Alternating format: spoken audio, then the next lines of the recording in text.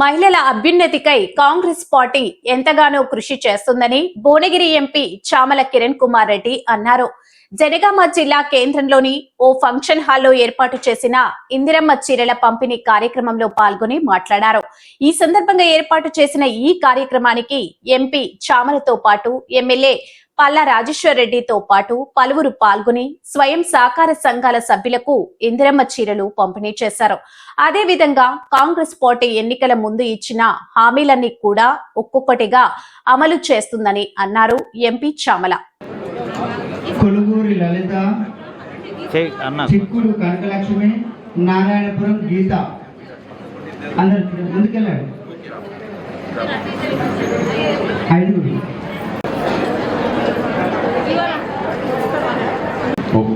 So ప్రతి self help group అంటే ఇప్పుడే అడిగిన నేను 1,36,000 మంది జనగాంలో సెల్ఫ్ హెల్ప్ గ్రూప్ మహిళలు ఉంటే వాళ్ళందరికీ కూడా ఇవ్వడమే కాకుండా ఇప్పుడే ఎమ్మెల్యే గారు అడిగినట్టు ఇంకొక 50,000 చీరలు ఎక్స్ట్రా ఎవరికైతే పేదవాళ్ళు ఉంటారో పేద మహిళలకు కూడా ఇవ్వాలి అన్న ఆలోచనతో ప్రభుత్వం ముందుకు పోతుంది.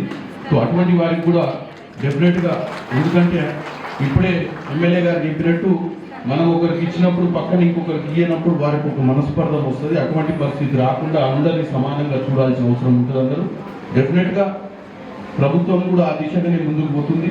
మీ అందరికీ తెలుసు, ప్రతిసారి ఏదో చేయాలి అన్న తాపత్రయం ఈ ప్రభుత్వానికి ఉంది.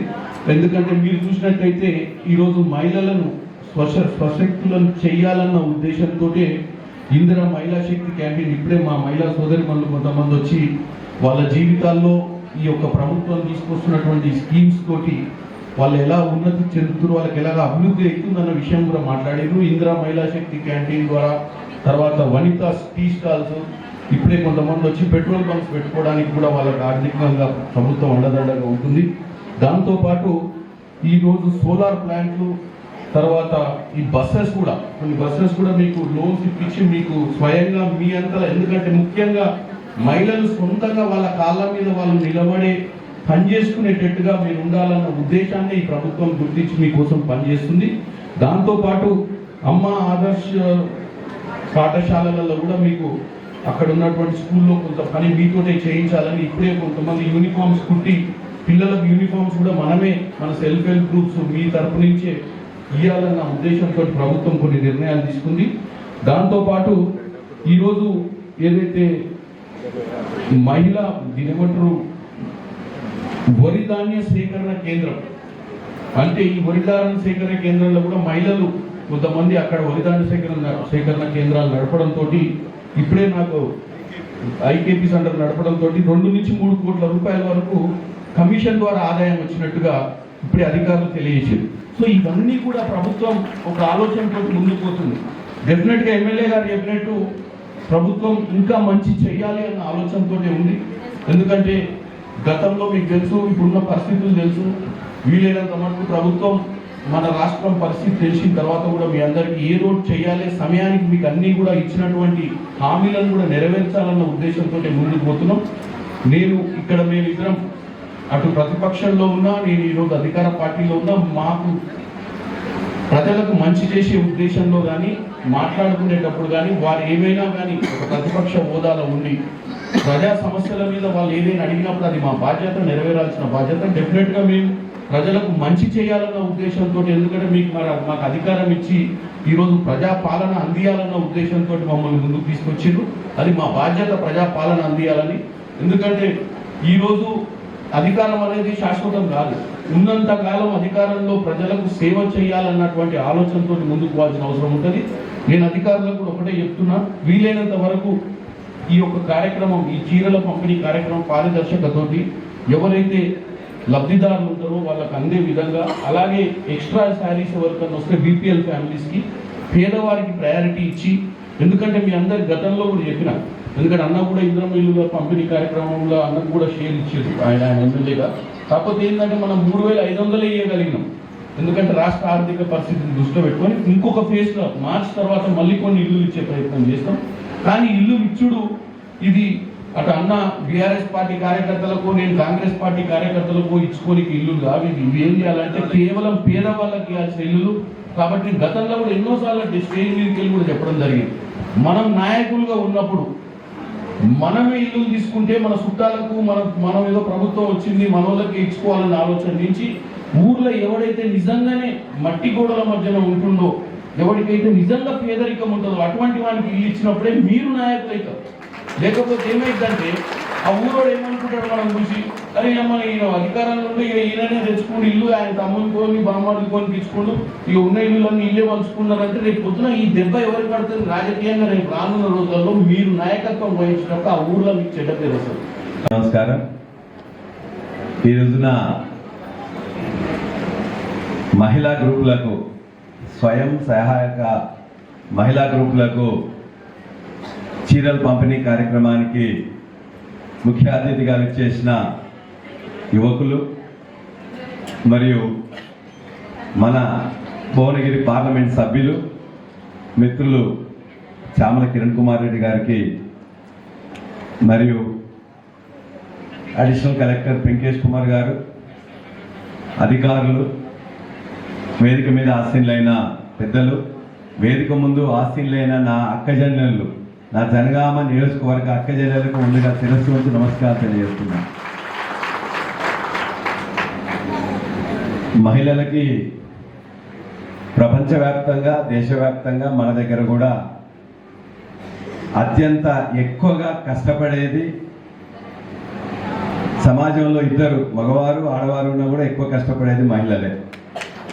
ఇవాళ మా జనగామ అక్కజనులు కూడా స్వయం సహాయక గ్రూపుల్లో తమ యొక్క ప్రతిభ చాటింది కాబట్టి వాళ్ళకు కూడా కొన్ని ప్రభుత్వం అవకాశాలు వచ్చినాయి.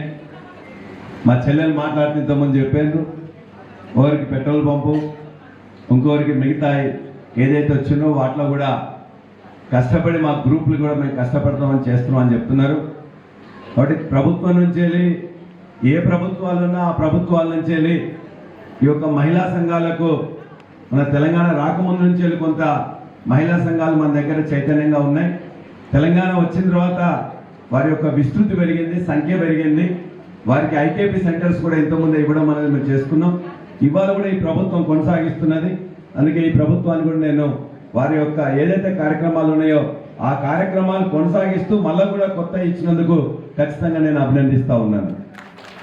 అదేవిధంగా ఇవాళ ఏదైతే ఉద్దేశంతో అందరు కూడా ఒకే విధంగా అవపడాలనే ఉద్దేశంతో కొన్ని చీరలు అనేది మహిళా గ్రూపులకు ఇవ్వడం అనేది మొదలుపెట్టిండ్రు.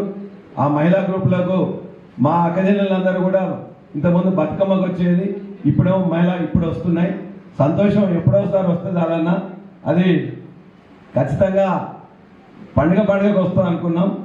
కాబట్టి పండుగ కాకుండా వేరే దానికి ఒకసారి వస్తున్నాయి.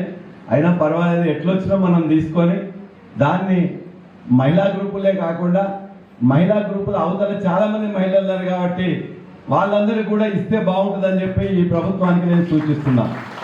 ఎందుకంటే మనందరం కట్టుకొని పోతుంటే అక్క నీకు వచ్చింది మరి మాకు కూడా చెప్పొచ్చు కదా అని అంటారు. అంటే ప్రభుత్వానికి ఇప్పుడే నేను అన్నతో మాట్లాడితే వాళ్ళని కూడా నేను కన్సిడర్ చేసే విధంగా మేము కూడా మాట్లాడుతున్నాం అన్నారు. సంతోషం. ఎందుకంటే అడగడం అనేది బాధ్యత.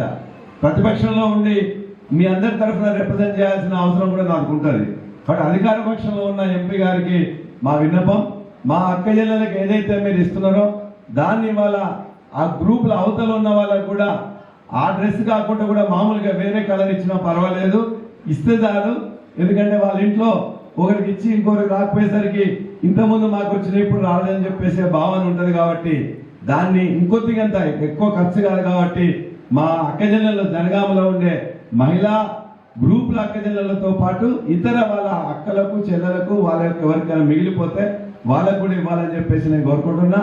ఎటువంటి మంచి కార్యక్రమాలు ప్రభుత్వం చేసినా ఆ ప్రభుత్వ కార్యక్రమాల్లో మా భాగస్వామ్యం ఏదైతే ఉన్నదో మహిళల భాగస్వామ్యం అని చెప్పేసి మీరు అడుగుతున్నారో దాన్ని ఖచ్చితంగా మనం తీసుకోవాల్సిందే, పనిచేయాల్సిందే. మనం కూడా బ్రహ్మాండంగా అందులో రాణించాల్సిందే. మన కుటుంబానికి ఉపయోగపడే విధంగా, మన కుటుంబాన్ని మామూలుగా ఉన్న ఇలా పేదరికం నుంచి వెళ్ళి పైకి తీసుకోవడానికి ప్రభుత్వం సహాయం చేయాల్సిందే.